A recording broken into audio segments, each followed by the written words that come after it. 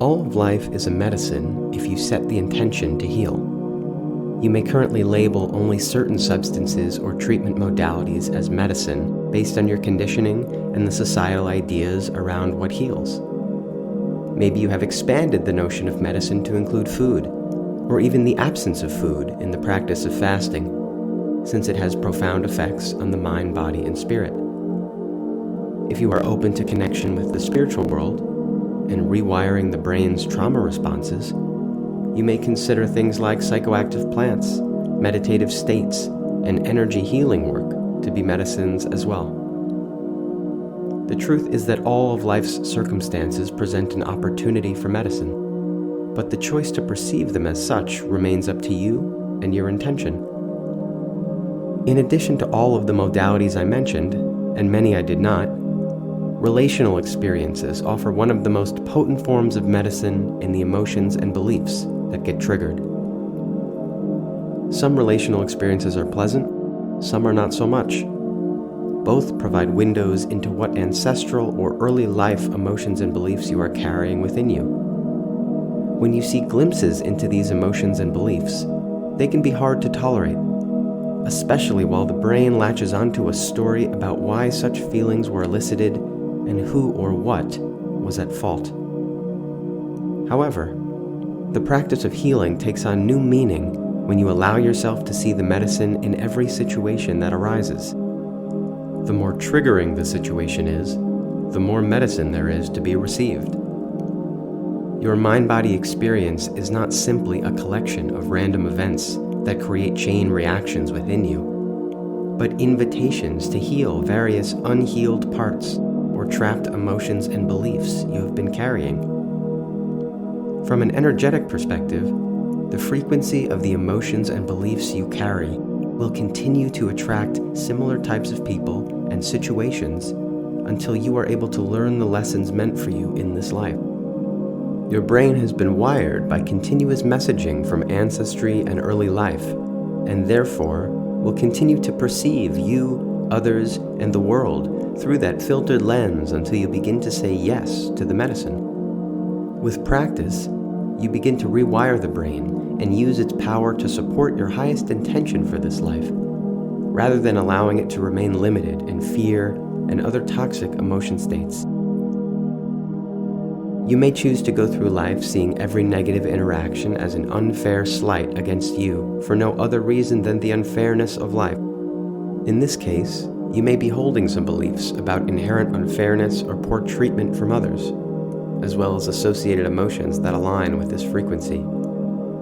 Your brain may convince you that the best way to solve this problem is by becoming more entrenched in a competitive energetic frequency and belief that you must look out only for yourself and take what you can because no one will support you. The belief and emotion you are carrying may shape your worldview and become a vicious feedback loop in your personal reality. From an energetic perspective, the negative emotion energy will continue to attract such events, thereby reinforcing the beliefs around unfairness and poor treatment. From a neuroscientific perspective, your brain's wiring, which I refer to as trauma, will continue to perceive and interpret events through this traumatized lens, limiting you from seeing the opportunities for higher states of love, gratitude, and joy. The medicine in this example is to practice recognizing that the source energy of this production is living within you. It is not to excuse others' behavior or tragic situations, but rather to invite you to identify the power you have within you to change your brain, your environment, and your life. By releasing the blockages of emotion and belief energy keeping you stuck, you create space to move toward the frequencies of love, abundance, and opportunity that will create new neural patterns in your brain.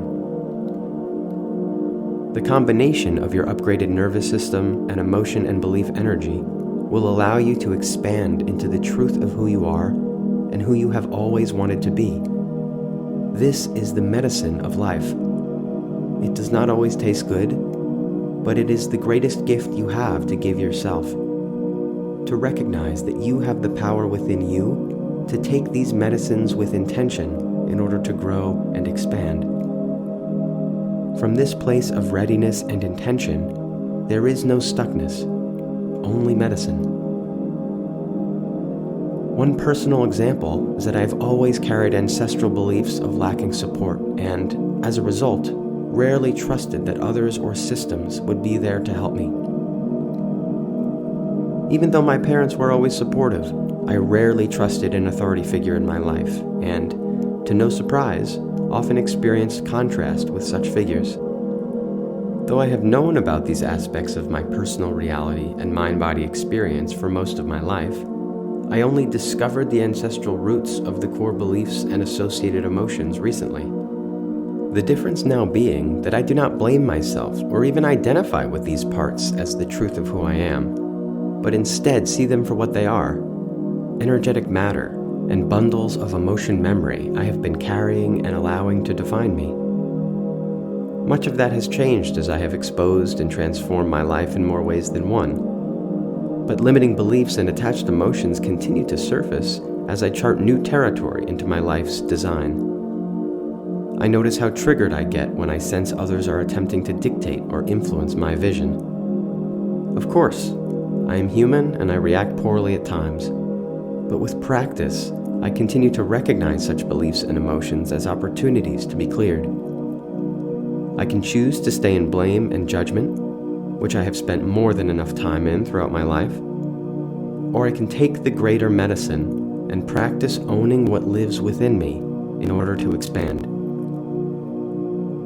By saying yes to the medicine and a readiness to practice, the collection of emotion memories that shape different parts of who you believe yourself to be can actually be dismantled and reconfigured over time. As you heal, soothe, and release these aspects of your experience that no longer define you, your environment will naturally adjust to meet the rising truth within you. No life happens in a bubble, and there are many forces at play that create the majesty and wonder of existence. But your capacity to receive the medicines emerging all around you, in every moment, is the most powerful force you have to transform.